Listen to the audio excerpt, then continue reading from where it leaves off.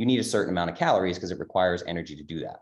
Yep. So if you have a resting metabolic rate of 2000 and you decide to eat 1600 calories a day for 4 months, the body is either going to die or it has to adapt to the lack of energy coming in, the lack of fuel that you're giving it.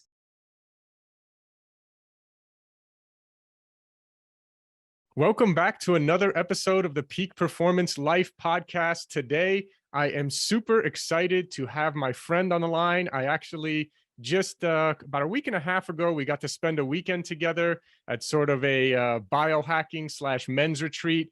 And some of the things that he was telling me about health and some of the things that he teaches to his followers were really unique, really things I had not heard about before, and also very kind of contrary to a lot of popular belief.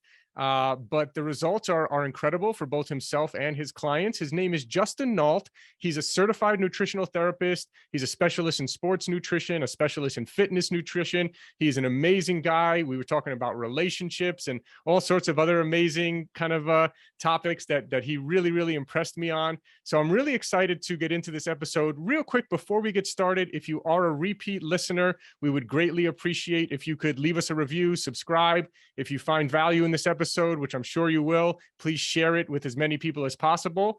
And with that, Justin, thanks for joining us here today. Thank you so much for having me, man. I'm super excited.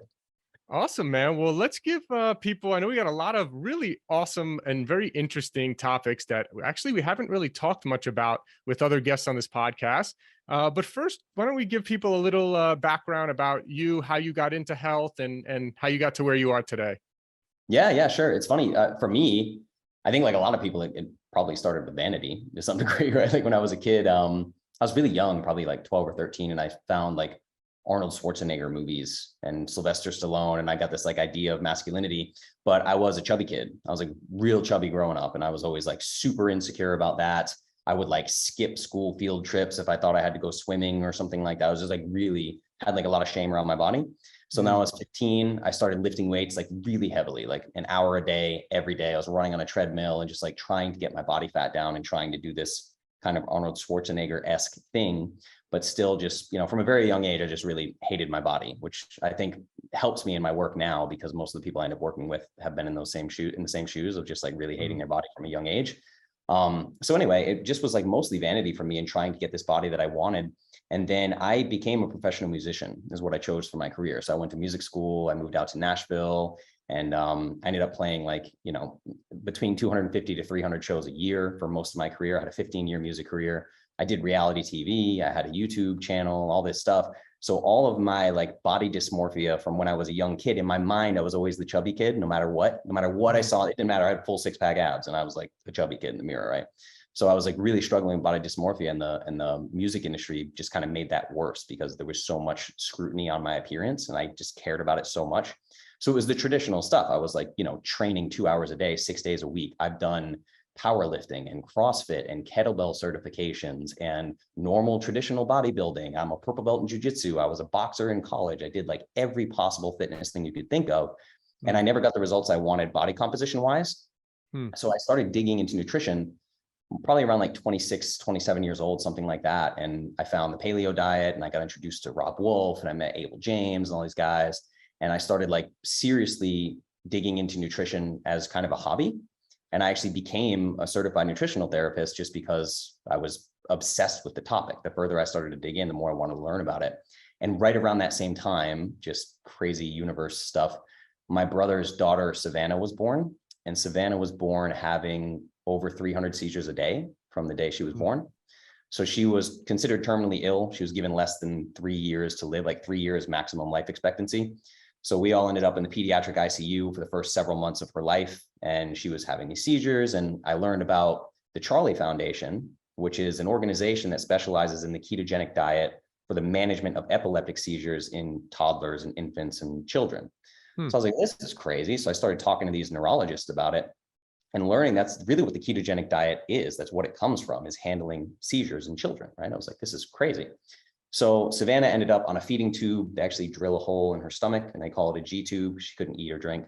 And then they feed this baby formula to these children having seizures. And this is across the board. Like the whole US is doing this. This is like subsidized by our tax dollars. So they like put them on a ketogenic diet, but they're babies. So all they need to do is have something that's high fat, low carb, and mainstream medicine doesn't care at all about ingredient qualities. So they feed them this formula called KetoCal.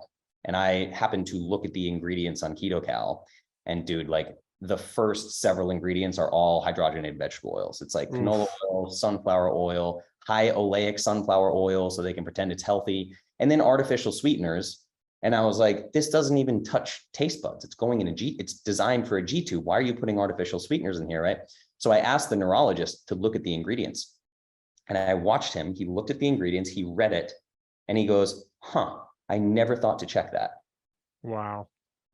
And that was it for me, man. It was like the ultimate, like, it was like I took the red pill in the Matrix, like the world collapsed around me. And I was like, this is a Vanderbilt neurologist. Like, this is one of the top hospitals in the world. And this guy just said this to me about an infant. This child is like 6 weeks old at this point, you know? And it completely broke my brain. So I reached back out to Rob Wolf, and he recommended a bunch of like biochemistry textbooks. He was like, listen, man, like stop reading everyone's books. Stop reading, you know, Mark's book and Dave's book and Ben's book, and stop reading these books, and like go study biology and biochemistry and really dig into this stuff. So long story short, the first product I ever created online was a spin-off. It was called the Perfect Paleo Powder. That was the first product I ever did in e-commerce. But that was actually basically based on a formula that I created for Savannah. So when this doctor, we talked about KetoCal, I went home and I bought food dehydrators, food processors, and I just tweaked and used NutriBullets and all this stuff. And I actually made this formula out of paleo-friendly superfoods, presented it to the neurologist, and we actually got the green light for us to feed this formula I'd created to my niece through her feeding tube. And that was really where Clovis came from. I just became like completely obsessed with learning about the human body. Amazing, man. Wow. So yeah, wow. So then how did that turn out with Savannah? Yeah, so Savannah's an interesting case. I mean, like her life expectancy, again, was less than 3 years. So she's already defied all odds. She's 7 years old right now. You know, I've talked about it so much, and me and my family are used to it. But like when I talk to other people about it, it usually gets very emotional because she's considered 100% disabled. So she's still like, she can't sit up. She still eats through the feeding tube. She requires 24/7 care. There's like a nurse that actually lives in their house for most, I think 50 hours a week. That nurse is basically like living in the house, spend some nights there if she has to. So she requires 24/7 care. But she has dramatically beat her life expectancy according to the experts. Yeah. So you created this formula originally for Savannah, and then you started offering it, I guess, kind of in a niche way to the paleo community, and you called it, and you call your community is called the Clovis community, right? Explain a little bit about that name and about the powder as well. Yeah. Actually, I owe the name to my dad. I was trying to come up with a name for this company, and I wanted to sell this protein powder. So I tweaked the formula and basically made it like a collagen protein powder, which actually became the first ever certified paleo-friendly protein powder in the world at the time. And I just started bringing it to CrossFit gyms, and like CrossFitters started using this protein powder, so that was really cool. Yeah, but ultimately it was damn, I totally just lost my. So Clovis, the name. Clovis. And what else is in the powder too? Tell us, I'm curious. Yeah, sure. So we can talk about the powder and Clovis. Yeah, I owe my dad for the name Clovis. I was trying to come up with a name for this company, and he's like, man, I was looking into the Paleolithic era, and there was this group called the Clovis culture, and the Clovis culture was basically the first known hunter-gatherer tribe in the North Americas during the Paleolithic era. And they were like hunting woolly mammoths with these spears. They created like these Adelaide things of like throwing spears at big game. And I thought it was super cool. So we named the company Clovis. But ultimately, I made what is now the Perfect Paleo Powder, later became what is now known as the Daily Superfood Powder, which is like the flagship product of Clovis. A lot of people put it in their coffee in the morning, but it's a chocolate flavored protein powder. It has collagen protein, it has glutamine, it has MCT oil, it has turmeric, it has 6 billion CFU probiotics. It has 100% of your vitamin C. It has 167% of your vitamin B12. So I basically tried to make like an all-in-one protein powder plus micronutrients, if that makes sense. Nice. Yeah. Cool. Well, I want to actually get into some of the things, because you mentioned keto, but actually a lot of your thoughts and views and what you teach these days is not just keto, right? You actually interesting concept we should jump into as well is, you know, you've talked about helping people actually lose weight by eating more.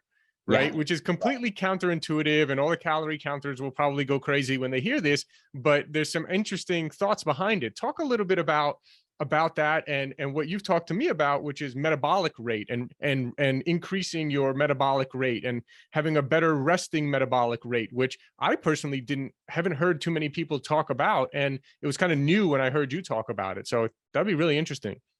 Yeah. I hadn't really heard much about it either. I knew that there was something called metabolic adaptation as I started to dig into people like losing weight through calorie cutting. Like there's a really famous study called the Biggest Loser study that talks about a lot of these contestants from that TV show gaining all the weight back and the metabolic dysfunction that followed from that extreme dieting and exercise. So I knew that like, well, if you just dramatically cut calories, and if we speak to the term resting metabolic rate, this is the amount of calories you burn at rest in a 24-hour period if you were to lay on a couch with your eyes closed and do nothing. So you can go get this tested as a lab. They put a little machine on you that measures like oxygen and CO2, and they'll tell you how many calories you burn at rest. That's your resting metabolic rate. So basically for your blood to pump, your heart to pump, your lungs to expand and contract, your brain function, you need a certain amount of calories because it requires energy to do that. Yep. So if you have a resting metabolic rate of 2000 and you decide to eat 1600 calories a day for 4 months, the body is either going to die or it has to adapt to the lack of energy coming in, the lack of fuel that you're giving it.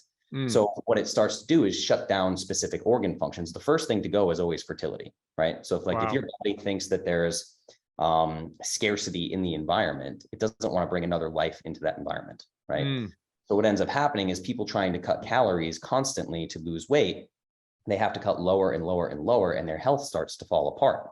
So this is where I started looking into energy production, like actual cellular energy. Usually it's measured in ATP. ATP is a carrier molecule for like the energy in our body, which then gets converted to ADP. And this is how we blink and walk and talk and do all the things we need to do. We need energy for that.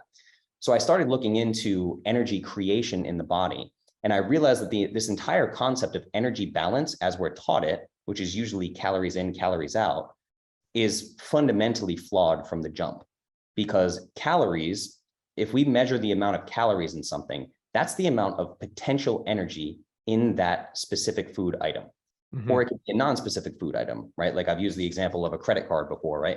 If I hold this credit card here, there's a certain number of potential energy inside that credit card, a certain number of calories. Everything has a caloric content.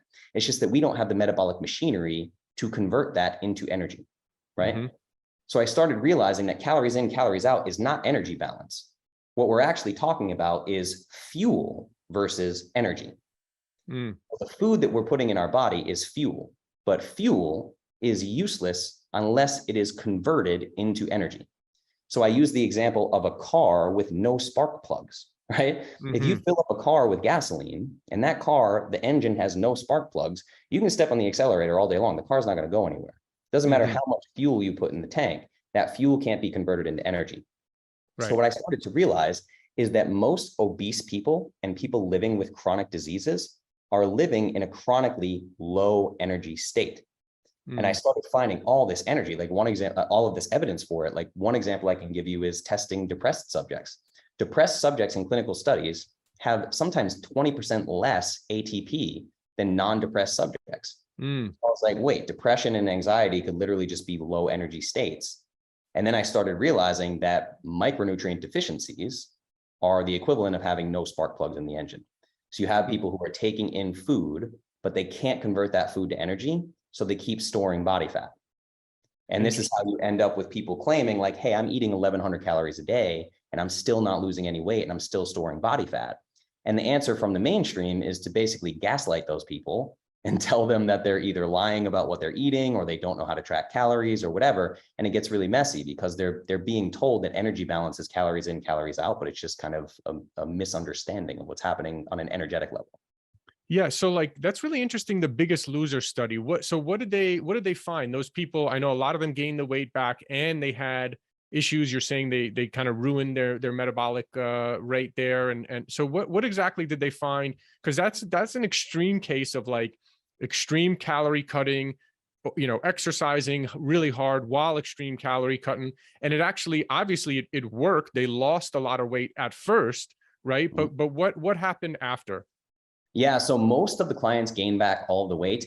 And there was some controversy around this study because they followed these contestants for 6 years. So they were measuring their blood markers and stuff all throughout the show, at the end of the show, and then followed them for 6 years after.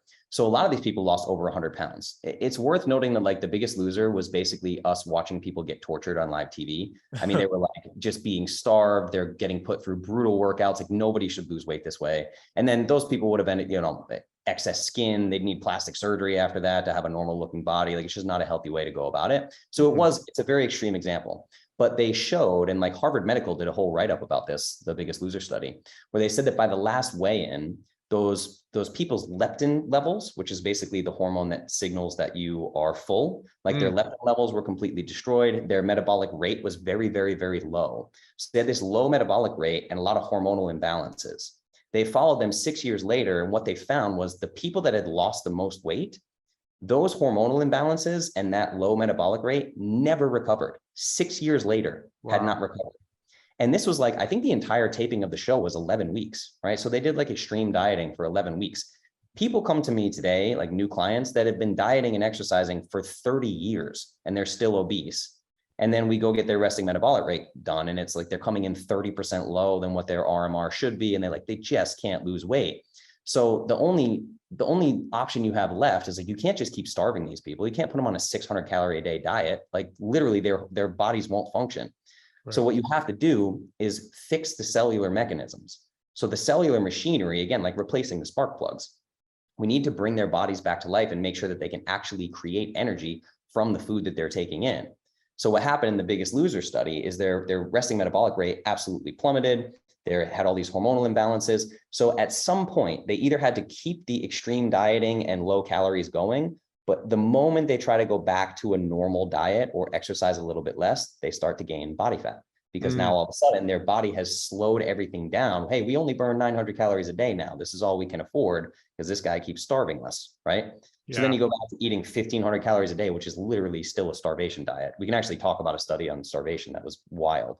But then they start to gain excess body fat and they end up gaining all that weight back.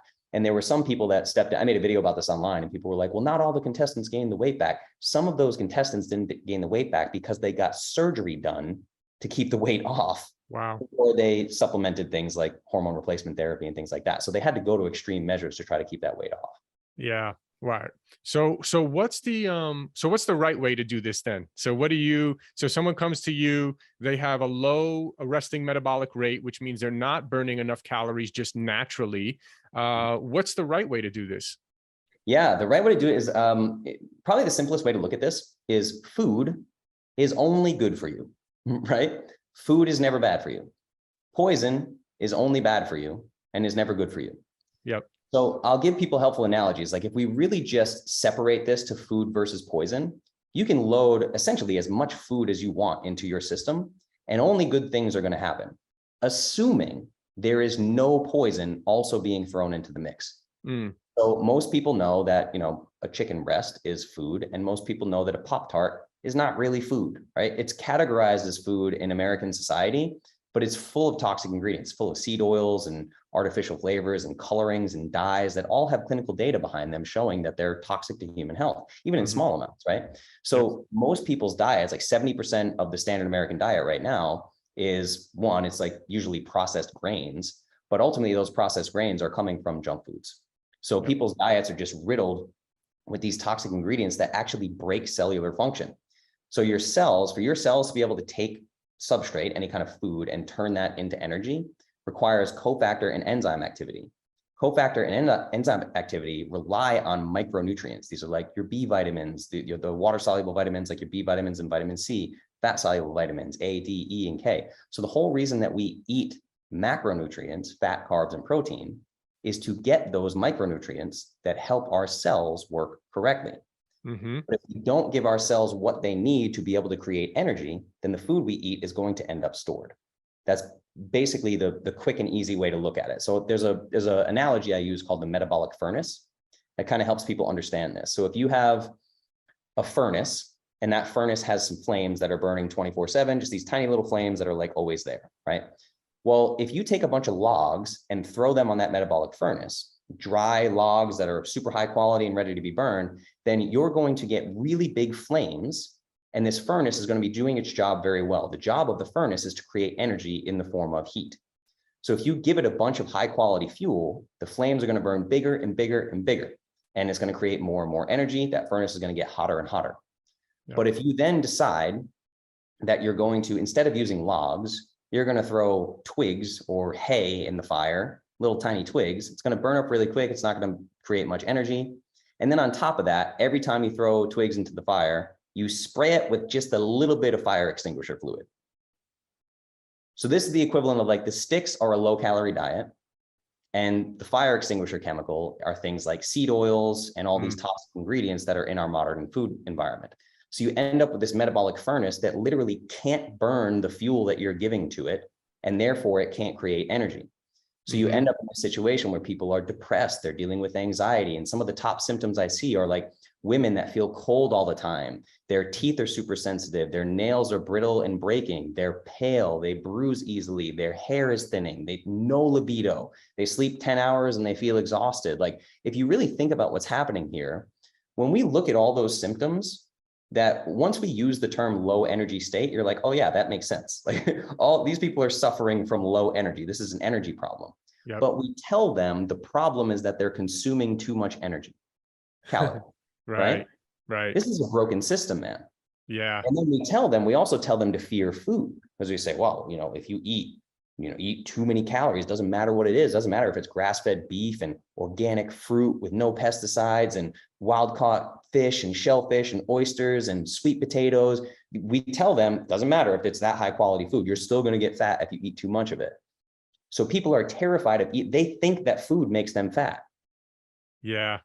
Yeah, this is a really good distinction. I'm really glad you, I think very, very along the same lines as you, and food versus poison is something I've said a lot to people as well. Like I literally I remember I was in a group and we were sitting around a table and like literally, and these are like really successful business people. And I'm like in this kind of boardroom with them, imagine. And literally like more than half the room had like a Coke Zero or diet soda, like in front of them. And I'm like, you know, and someone asked me about it or something like that. And I said, well, to me, it's poison. Like I literally, when I look at that can, I literally see like a skull and crossbones, like poison, like on the can. Like that's how I look at it. It's poison. And I'm like, you know, bread. Why? Someone was saying to me yesterday, yeah, my father finally got hooked up on a CGM and he ate his morning bread and like it spiked through the roof. And I'm like, yeah, now he can, at least he has the data. Now he can see, but like, why? Like, bread is like an average food that like causes inflammation, like, you know, like causes, you know, gluten, leaky gut, like all sorts of blood sugar spikes, like just, and so again, it's like poison. Like for me, bread is poison. For me, you know, processed sugar, processed foods, you know, to simplify it, I do like, I never like to be categorized as paleo or whatever you call it, but it's like this, sometimes the quickest answer to just give people is like, hey, if you go paleo, at least you're eliminating, you know, processed foods, processed sugars, and eliminating a lot of the poison. There's still things you can do to be healthier within paleo, or, you know, if you want to be, you know, paleo / something else, whatever, that's fine. But eliminating the poison, I think, is so key. And for me too, like I literally eat as much as I want. Like if I'm hungry, I eat. I don't starve myself.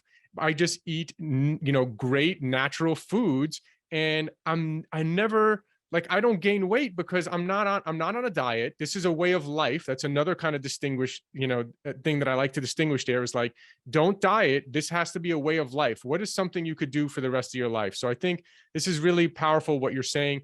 Any other, and I know you also, like in terms of poison, what are some of the things that you would consider? You talked about some of them, seed oils, but like, let's go down the list of like poison versus good stuff. Yeah, this is where it gets crazy, right? And this is where a lot of like the bickering ends up happening online, because we can get into like seed oils are the biggest one, where I think seed oils are the most toxic thing in our modern environment right now. Right. So fried foods, if you're eating fried foods, are probably fried with seed oils, right? So yeah. For sure.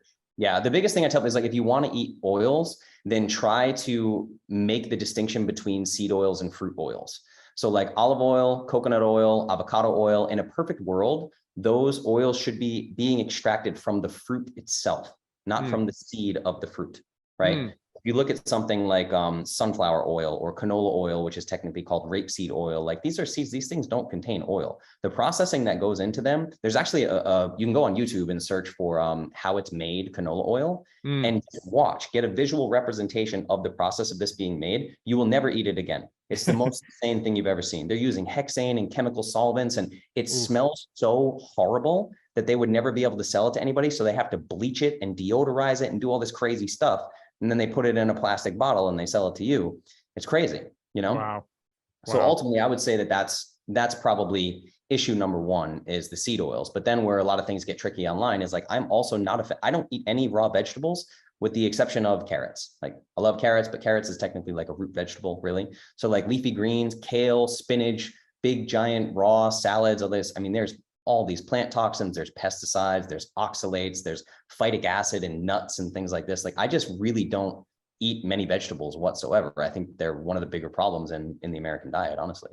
Well, yeah, let's dig into that. Let's actually, because that's really interesting, because I think I told you when we were speaking, you're the first person that's ever said to me that you do eat fruits, some fruits, but you don't like to eat many vegetables, but you do eat root vegetables, right? So you eat sweet potatoes and beets, and what are some of the vegetables that you do eat? Yeah, sweet potatoes, white potatoes, beets are great. I really love carrots, and for me, it kind of stops there. I mean, like occasionally, I guess if my girlfriend made something, you know, something green, which she does occasionally, I would eat it. But there's no chance I'm eating raw leafy greens. It's just not going to happen. And like you can look into this, like it doesn't take long on Googling to see where kale came from. Kale was expertly marketed to us. And if you actually stop and well, not stop, but if you go down that rabbit hole and dig into, they first started feeding kale to livestock. They were using it for like cows and pigs and things like this. And they were like being born with goiters. These are goitrogenic vegetables that are real problems. They disrupt thyroid function. So if we're looking at energy creation, the number one thing you need to manage is your thyroid health, right?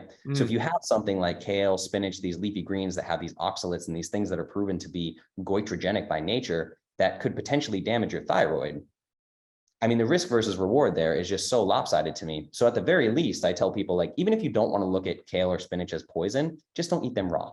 Buy them organic so they don't have pesticides, rinse them really well with water, throw them in a steam basket, cook them well, then heat up a skillet with a little grass-fed butter and throw it in there and sizzle it around to eat it. Because we actually have clinical studies that show you can get rid of some of the goitrogenic properties of leafy greens by adding saturated fat to the cooking process. So there's a lot you can do to make these things safer, but they're just not a staple part of my diet. I don't consider them food. And the way I explain this to people is like, you know, I have an analogy where I say you could hike through the forest for the rest of your life. You're never going to stumble upon a bagel tree. Right. Not a thing, right? But you're also never going to stumble upon a big giant field full of ready to eat heads of broccoli and kale. It's just not a thing that you're going to find. Like it's a very unnatural thing that we've created and then convince people that it's really healthy. There's actually one woman, her name is escaping me right now, but one expert marketer that brought kale on the scene and did a great job with marketing efforts. Same thing with seed oils. You can go back and realize seed oils were an industrial waste product. They came into American society because of Procter and Gamble. They were making soap out of this seed oil because they wanted the bars of soap to float instead of sink. That's really where it came from. Then they were like, maybe we can sell this to people and convince them to eat it. So in 1948, they actually they gave the American Heart Association $1.7 million. And we're like, we want you to stand behind this cottonseed oil, basically, that we're creating. And then the American Heart Association went around telling everybody that animal fats will kill them and seed oils are healthier. And here we are. It's really crazy when you start to dig into this stuff. It really is. It really is. So I want to go back down the list. I know right now people are like, what? No vegetables? This is crazy. I haven't heard anything like this. What am I supposed to eat? People are probably thinking all that kind of stuff. But let's start at like, okay, these are the worst. These are like the absolute worst. And we have seed oils, fried food, which are fried in seed oil at the top of that list. We got like processed sugar, right? Processed foods, processed sugar. What else would be up there? And I mean, gluten, right? Any kind of gluten product, I'd say would be up there. So those are like the worst of the worst. And then when you get down, like you're dealing with people who are very sensitive. I'm pretty sensitive to stuff. It's why I don't eat like a lot of beans and lectins and things of that nature, right? Again, there's been a lot of a lot of really bad stories, especially with people who are sensitive. Some people can tolerate certain things. Some people can eat kale or spinach and beans. And in fact, many vegans eat that every single day, right? And some people tolerate it well, and some people really do really bad with it. But it kind of like, as you go down the line, people like us, we get kind of pickier about what we want to put in our body. And so just to kind of wrap up the vegetable part of why you don't eat raw leafy greens like spinach and kale. And then I would love to go into like what you do eat on a daily basis and what you consider to be real superfoods. But why is it, again, for the lay person who's like, why shouldn't I eat spinach or kale? What's the reason there? Yeah, the biggest thing to look into would be what's considered plant toxins. These are defense mechanisms within the plant, right? So when I say something that's like goitrogenic, for instance, this would be some kind of chemical molecule within that plant that is attacking thyroid function. And the best example of this is if you were to look at kale or spinach, they're high in something called oxalates. So again, when I said like our body can't take a credit card and convert that into energy, you'll often see vegans and such, they'll say like, oh, spinach is really high in calcium. The problem with that is spinach is also high in oxalates. And these little plant toxins bind to that calcium and prevent your body from absorbing it properly. So you might digest 5% of the calcium that's actually contained within spinach. The nutrition facts will say, look at all this calcium, but you're not going to get all that calcium because of these plant toxins are also called anti-nutrients. So they contain anti-nutrients that bind to these different vitamins and minerals in your body and prevent you from absorbing them. And also the most common form of kidney stones, let's say, like the stones that people get, are literally calcium oxalates. So you start to look at this, you'll find people with really, really high leafy green vegetable intake, and they have stones, and they're like, how did this happen? And they can't figure it out because they thought they were eating so healthy. So that would be the biggest thing. I would look into lectins, oxalates, phytic acid. And again, some of the most problematic ones you've already named are the breads, grains, those kinds of things. Legumes, I stay away from legumes for sure. Most raw nuts are really high in phytic acid. So looking up like phytic acid, lectins, oxalates, these from plant toxins, and then considering things that are heavily sprayed, right? Like a lot of people are eating pea protein right now, like vegan protein powders. And peas are one of the most heavily sprayed crops in all of monocropping. So these things are getting doused in glyphosate, and then you're grinding it up and drinking it as a protein powder, like concentrated, because the amount of peas that you would have to eat to get the same amount of protein you're getting in a pea protein powder. So now you have like this ultra concentrated pea protein. And I totally understand that this feels frustrating. Like we really do live in a society right now where most of the food system is poisoning us most of the time. The average American right now unknowingly consumes 5 to 10 tablespoons of seed oils every single day, because every restaurant in America cooks with them. And if you go through, anyone listening to this right now, like go through your house and just start looking at ingredients lists, you will be baffled where you find sunflower oil, soybean oil, canola oil, peanut oil. Like my girlfriend once found canola oil in ground chicken from Trader Joe's. It's on the ingredient list. Literally, like my wife bought olives or something from like Whole Foods, and there was like literally canola oil. Like, I'm like, why would you put canola oil with this olive? Like salad dressings, right? Most salad dressings have these seed oils in them. It's really crazy. Yeah, it's nuts. So ultimately, I mean, we covered the biggest ones, I think, like, and then there's like nightshades, which are technically fruits. These are like peppers and things like that people tend to struggle with. Tomatoes, peppers, right? Red peppers. Yeah, exactly. Yeah. And again, you have a situation where like, I'm not saying if I get on the internet and I say, kale's not good for you and spinach is not good for you and peppers and tomatoes aren't good for you, and you're eating those things every day and you're absolutely thriving, continue to eat them. Do not worry about my opinion here. That's okay. But like you said, you're particularly sensitive. I'm quite sensitive. I work specifically with people who have autoimmune conditions that they can't figure out. So I'm on both ends of the spectrum. I'm either working with like professional MMA fighters that are weight cutting for athletic performance, or I'm with, obese individuals or non-obese individuals that are suffering with serious autoimmune conditions that they can't figure out. And all of the mainstream is telling them that they're crazy, that they're imagining it, or they just need to keep counting calories or whatever. And then I come along and I'm like, why don't we try removing kale from your diet and removing those raw tomatoes? And also your salad dressing is full of seed oils, but you're eating a 2-pound salad every day because you think you're being healthy. And then their health rapidly starts to get better. And they have this kind of like light bulb moment of like, what the hell just happened? It's really a matter of like being your own detective here. I can tell you all day which foods I think are the biggest offenders. And if you remove those for some period of time, you probably will have benefit. And then the other thing that I try to do, the opposite end of this, is my whole goal, something that I'm trying to do here is hyperload nutrients, right?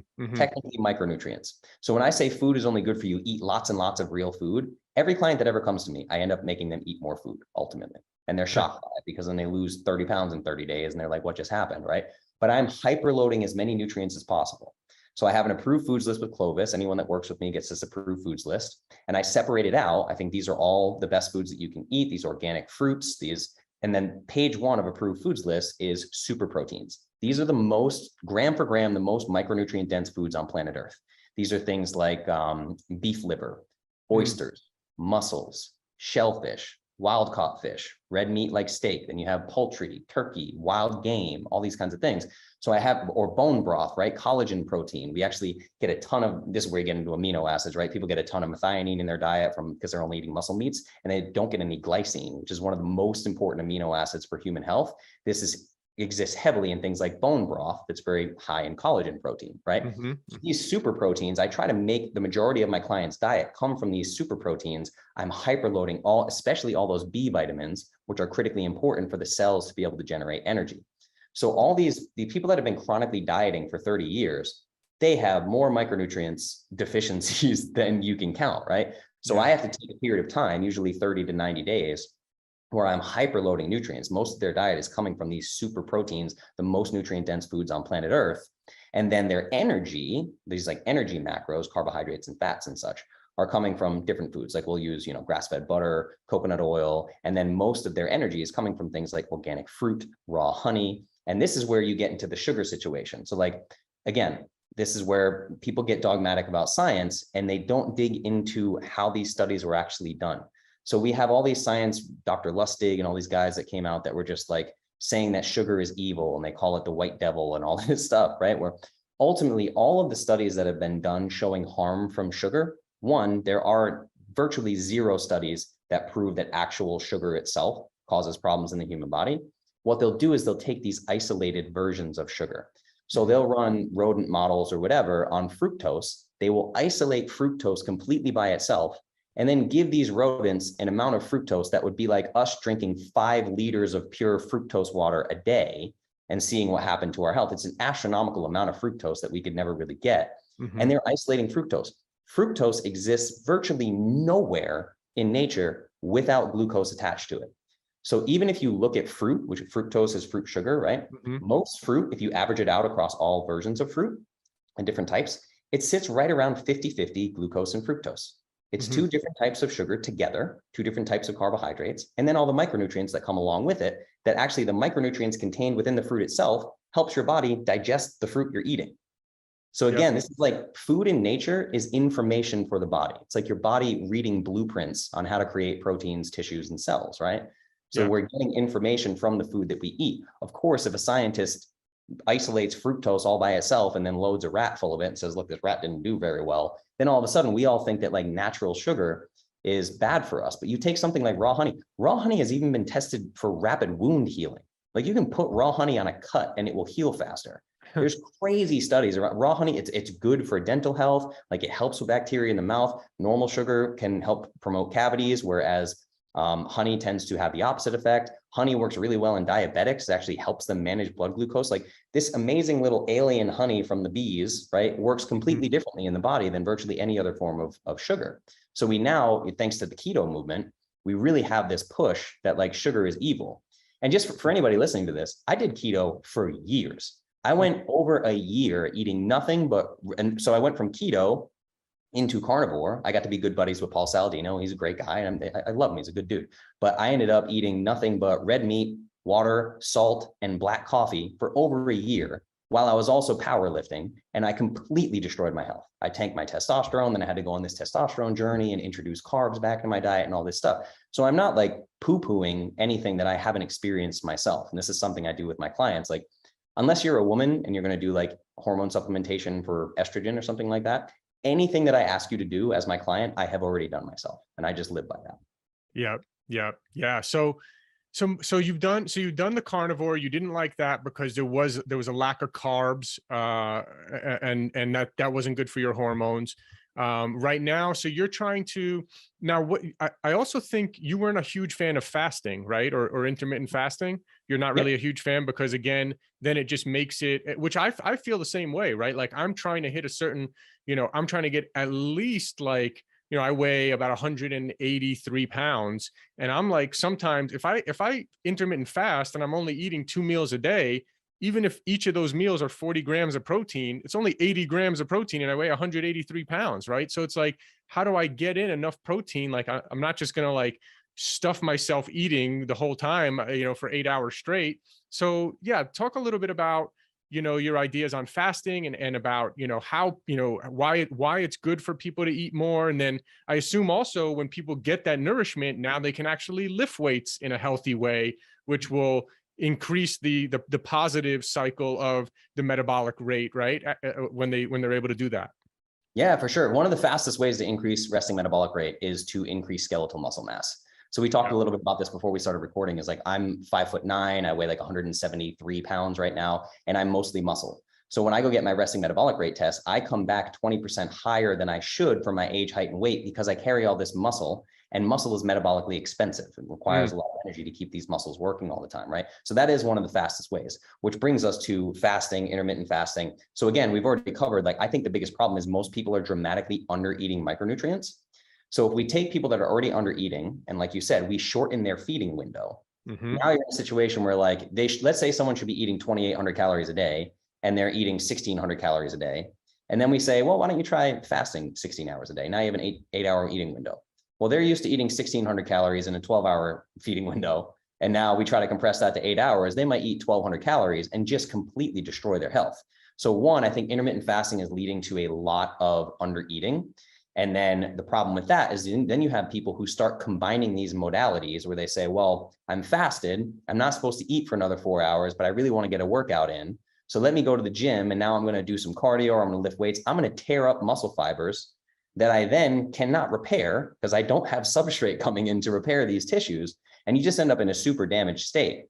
And the thing that I'll touch on with keto and intermittent fasting is that ultimately keto is mimicking a fasting state. That's really physiologically what it does. So I want people to really think about stress. The first thing I try to manage with my clients is their stress. We go through do you like your job? What is your romantic relationship like? How many hours are you sleeping? Are you watching TV at night? All these things, because it's really all about stress. Well, even the top, you could go to, Dom D'Agostino, or like the top keto expert in the world, and he will tell you ketosis is an inherently stressed state. So for keto to happen in the body, the catecholamines have to spike. These are like your stress hormones, namely being cortisol. Your cortisol has to go up for you to get into a state of ketosis, where you can start converting your own stored body fat into ketones. This is an inherently stressed state. The same thing happens with fasting, right? So this is where when people start intermittent fasting or dipping into the state of ketosis, or they try keto and they dip into the state of ketosis, and the first few months, I mean, we all know entrepreneurs, me included, right? Our whole crew is entrepreneurs. And they're like, man, I switched to keto and I could work like crazy. My cognitive function just went through the roof, and I had all this energy, and I felt like I had to sleep less and all this stuff. Like in the beginning, it feels amazing. And this is literally, there's a term for it called the catecholamine honeymoon, which is like the first 1 to 3 months where you shift into ketosis, you're pumping cortisol, you're pumping adrenaline and all these stress hormones. You feel amazing because your body is literally saying, yo, you need to pay close attention and you need to go get food. Like we're having a problem. We are slipping into a low energy state, and it makes you feel more alert, right? So this is basically what fasting and keto are both doing, but it's almost like the body begging for energy. So you'll have people that try fasting or intermittent fasting. Now, especially if you have 200 pounds of excess body fat to lose and you start 16/8 intermittent fasting, you're going to drop some body weight really, really quick. That's going to convince you that this is really, really good for you. So again, if someone comes to me 300 pounds and diabetic, we're going to taper their carbohydrate intake. We might do something like intermittent fasting or prolonged fasting or something like that. There are things that we're going to do to help that person shift out of that state where they're maybe insulin resistant or have a lot of metabolic dysfunction going on. But I'm talking about long-term, and optimal health strategy cannot be an inherent state of stress. Like you can't just run around with your cortisol spiked all the time. We know directly if you have chronically elevated cortisol levels leads to chronically suppressed testosterone in men, right? So we have all these problems where like these things have really been sold to us as kind of like the holy grail. And again, just for listeners, like I did a 5-day fast, no food, no water. So I've fasted like crazy, right? Literally no food, no water. People are, you're going to die. I was like, no, I'm not going to die. Like, it's not a big deal, right? So I've tried these things extensively. And the other thing I'll say just to finish this intermittent fasting is I will say men seem to be able to handle intermittent fasting better than women. And this is sure. just the hormonal implications. Women's hormones are up and down in a matter of days, where men were like pretty consistent all the time. And women are also the most prone, because they get so much scrutiny their entire lives for their body image. They're also the most prone to under eating. So I really see, for women, I just see intermittent fasting goes off the rails virtually every time I've seen women try it. Interesting. Yeah. Yeah. Really interesting, man. And this, I kind of consider this conversation a really one of the more advanced conversations that we had, which I really enjoy. I really appreciate, because it's the same thing. Like, I've gone through all these different things, and like, yeah, keto is amazing, especially if you've been eating like bread and like stuff like that, right? You've been eating bread, you have a sandwich for lunch every day. All of a sudden you go keto, you ditch the bread, you ditch the gluten, you ditch, some other processed foods. And all of a sudden, like, you feel amazing. And that is a great first step for many people, right? But Yeah, then I've gone through this as well, where I'm now like having to introduce more carbs back, right? So like recently, and it's interesting because like there's these kind of these waves as well in the nutrition world, right? It's like a few years ago, keto was the huge craze, and now it's like you're hearing more and more people talk about like, yeah, like I'm not eating like a high carb diet. Like, I'm still probably, 100 grams of carbs or less every day, but I'm not like trying to be under 50 grams of carbs or under 30 gram, like the strict keto, diet is, right? And I just feel better, especially on days where I'm lifting weights, to get those little bit of extra carbs. And so it's a really high level conversation, because people have to figure out what works for them, right? So like, first of all, if you're whatever, vegan, keto, whatever you are right now, and you feel amazing, great. Like, keep doing that. Like you said before, like, this is not like a one size fits all. And this is another theme on our podcast that, with a lot of the guests that I've had, is like, people are now more realizing, I'm as well more realizing, because I used to be the same way. I'm like, oh, like, everyone should just be paleo. Like, why would anyone eat sugars or grains or whatever? Like, this is the answer. And like, I still, like, in a way, still kind of like feel like that's step one. But, again, it's like, hey, some people do great with this, some people do great with that. Like, it's not a one size fits all. But if you're eating healthy foods, and then you can kind of play with it a little and see what works for you.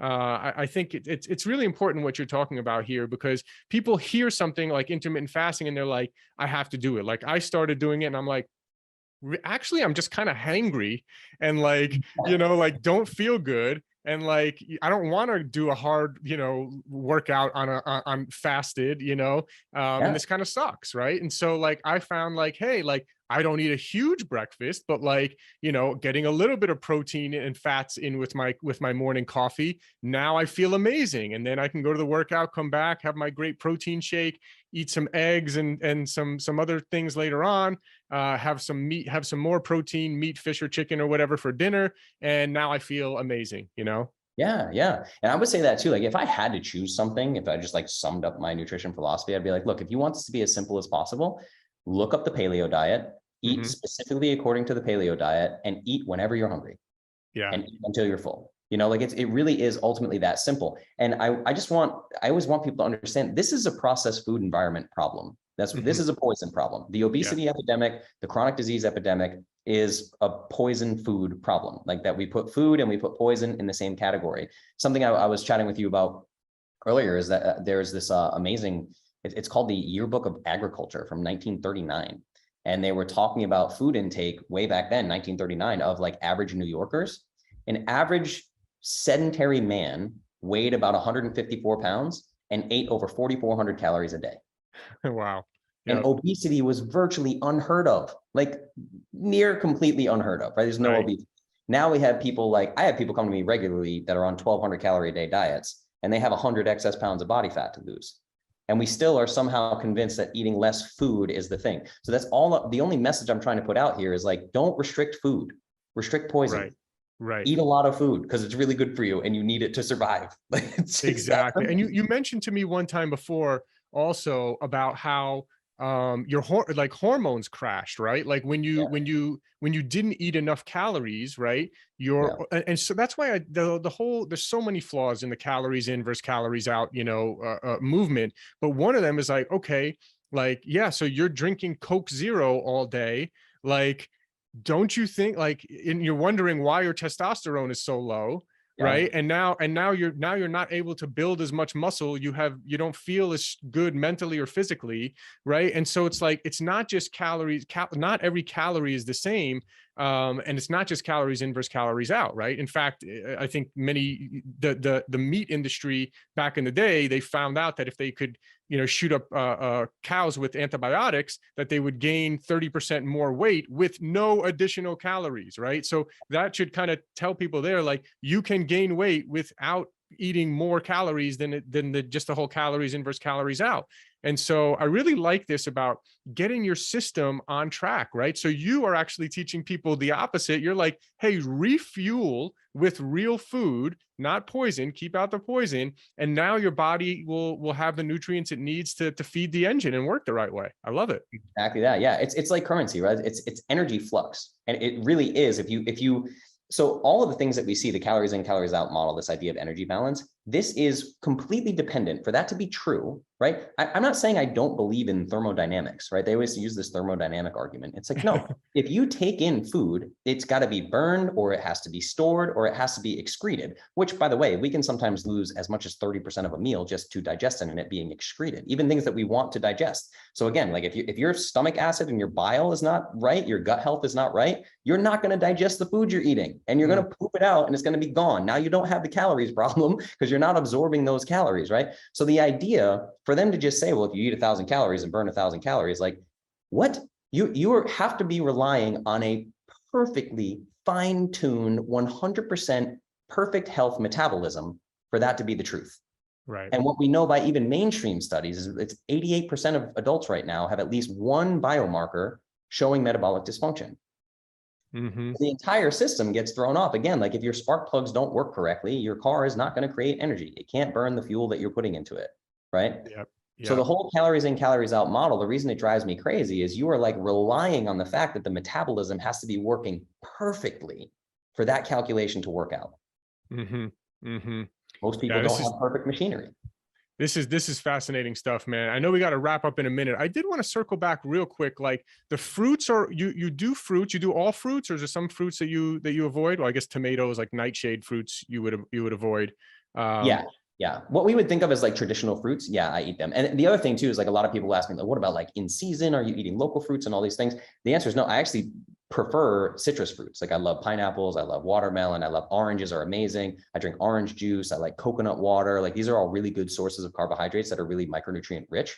That too, you can go down the rabbit hole of fresh squeezed orange juice, not orange juice from the supermarket, not Tropicana, I assume. Yeah, right? You got to be really careful about juice from concentrate and stuff. Like, if you have a Whole Foods in your area, you can get really, like, Matt's is like an organic brand, MATT, like that's a good organic brand of orange juice. There are some good brands and stuff that you can get for orange juice. And oranges are an amazing superfood. There's even like anti-cancer properties of oranges if you dig in. But the difference, you're saying the difference is they don't have the defense mechanism, the oxalates that the vegetables have that you're trying to avoid. 100%. Yeah. And if you look at the evolution of plants, right, like the stems and seeds and all those things, they don't want to be eaten because that actually messes with the reproduction of the plant. Whereas fruits kind of want to be eaten, because if predators are eating fruits, especially fruits with seeds, what ends up happening is they eat these fruits, they carry those seeds, they poop them out. This is why humans have probably noticed when you eat seeds, they usually come out whole, right? They're being put somewhere else to be planted in the ground and populated. This is literally how fruits reproduce. They're kind of relying on the predator to eat them and carry them around so they can populate in other areas, right? So there's big juicy fruits, the color, like, think about ancestrally, you're walking through the woods and you see a big blue fat blueberry, right? And it's like, it catches your eye. It's almost like they're begging to be eaten, right? Yeah. And they're really, really good sources of energy. And the number one, and I know I was keto for a long time, I get it, I was in this camp for a long time, but the number one source of energy for the body is glucose for humans, ultimately. Interesting. Really interesting. Man, wow, this was good stuff. This was good stuff. To where can people, I know you're like, you've gone viral on TikTok recently. I've seen some of your videos that you put there and some other places. I don't want to, I don't go down the TikTok rabbit hole, but I wanted to watch your videos for sure. And they were really good, really informative. Where can people follow you, learn more? I know, you got a pretty big following on social these days. Yeah. So all social media is at the Clovis Culture. So again, I named the company Clovis, CLOVIS, and at the Clovis Culture is the Instagram handle, TikTok, all those things. And like, if you go to my TikTok, you'll see, like, I just want this to be fun. I want people to have fun getting healthy. I'm not interested in the debates and the back and forth and the hate that comes with nutrition. It's like, if you want to come have a good time and learn how to get healthy, I'm your guy for sure. It's a lot of fun. So you can check me out at the Clovis Culture. And I did just launch an online course called the Clovis Custom Metabolism Reset. And this is 21 daily video lessons with like actual visuals of the metabolic furnace analogy and all those things. I make it very, very simple with a lot of visuals that help you understand this entire concept of creating more energy in the body and food versus poison. And that's just, my website is I Am Clovis. And you can go to iamclovis.com/metabolism, and you can find that course and learn all about it. Awesome. Amazing. And your protein powder as well, your paleo protein powder, people can get that on the website as well?